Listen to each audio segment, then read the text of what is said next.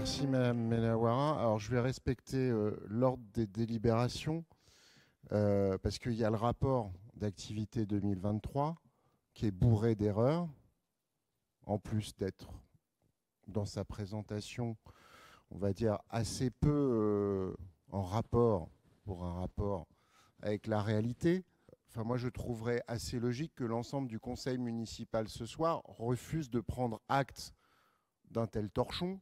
D'autant que quand il y a des rapports qui sont présentés avec beaucoup de retard, de temps en temps, on nous explique qu'on les a présentés avec retard parce qu'on les a renvoyés à la société ou à l'institution qui devait faire rapport. Et là, en commission, l'année dernière, M. Bernier, le directeur général des services, m'a indiqué qu'on n'allait quand même pas demander à Mandon de corriger son rapport qui était, on va dire, nul et non avenu. Ce n'est pas les propos de M. Bernier, je ramasse tout ça en une formule. Donc moi, je serais plutôt favorable à ce qu'on refuse de prendre acte de ce document qui, au-delà des fautes cocasses de date, est plus qu'insatisfaisant. Il y a aujourd'hui beaucoup de collectivités qui sont en conflit avec Mandon en Île-de-France. Ils jouent la pression, ils jouent le bras de fer pour forcer soit à être repris à leurs conditions, soit à une redéfinition avec les sociétés, d'autres sociétés concessionnaires de ce type-là, à se repartager le territoire. Donc on est exactement dans cette logique-là, qu'a décrit en partie M. Gibert. Certaines communes, certaines collectivités qui sont sorties du bras de fer très violent avec la société Mandon ou avec d'autres sociétés concessionnaires, l'ont fait effectivement par la régie municipale et il y a encore peu de temps.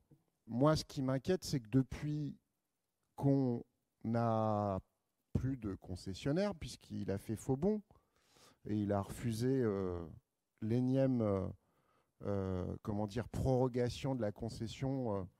On vous avait dit, vous prolongez d'1 an, puis vous allez voir, dans 1 an, vous allez nous redemander de prolonger. Vous étiez moqué de nous à l'époque. C'est quand même ce qui s'est passé. Comment c'est géré depuis la fin mai? Quand M. Gibert, en conseil municipal, à la fin juin, vous a posé un certain nombre de questions, vous ne lui avez pas répondu, vous lui avez rétorqué que vous n'étiez pas juriste et qu'on nous enverrait les éléments. On les attend toujours. Donc moi, j'ai quelques questions à poser en complément. Comment est géré le marché depuis le 31? Sous quel régime juridique? On n'a vu aucune décision courante depuis ces dates, depuis mai, sur le sujet. Comment ça fonctionne? Qui encaisse? Est-ce que c'est en régie municipale? Il n'y a pas eu de vote sur une régie, donc c'est la régie globale. Mais normalement, il aurait dû y avoir une décision courante là-dessus. Au moins une information des membres du conseil municipal. On aurait même dû avoir une délibération pour le renouvellement des tarifs, puisque ce n'étaient plus les mêmes gens qui géraient. Voilà, tout ça n'est pas géré. Comment se fait le marché de gré à gré? S'il y a eu, pour tout un tas d'autres fonctions accessoires, il y a dû y avoir des décisions qui ont été prises, des marchés de gré à gré. Où c'est? Est-ce qu'il y en a? Qu'est-ce qui se passe?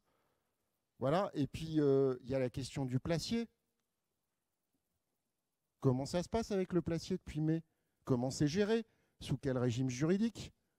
Vous n'avez pas répondu en juin. Vous nous présentez un dossier, je le dis aux besonnais qui n'ont pas le dossier sous les yeux, il y a juste le récit de la municipalité. On n'a pas de pièce. Il n'y a aucune pièce dans le dossier nous expliquant les choses, nous montrant sur quoi on s'appuie pour présenter la délibération. Donc, excusez-nous, on sait que la situation est compliquée. M. Gibert l'a largement raconté. Vous vous êtes payé de mots en début de mandat. Ça ne va pas être facile, mais vous n'apportez aucune réponse aux questions qu'on pose depuis le début du mandat et on compose de manière plus insistante depuis ce printemps. Donc, apportez les réponses et puis dernière demande, convoquer la commission consultative des services publics, puisque ça va être renvoyé à la commission consultative des services publics, à une heure qui ne soit pas au milieu de la journée, pour qu'on puisse y venir. Voilà. Les commissions municipales, elles se déroulent à 19h, 19h30, 20h ou 20h30. La dernière commission consultative des services publics, elle a été convoquée, je ne sais plus si c'était 10h ou 10h30 en semaine. Voilà. Je vous assure que vu la lourdeur du dossier, la prochaine commission consultative qui traite de ce sujet, j'y viendrai, quitte à ce que je dépose une journée de congé, il n'y a pas de problème là-dessus. Mais à un moment, il faut arrêter de se foutre de la gueule des élus. Et quand vous convoquez des CCSPL, vous les convoquez à des heures décentes.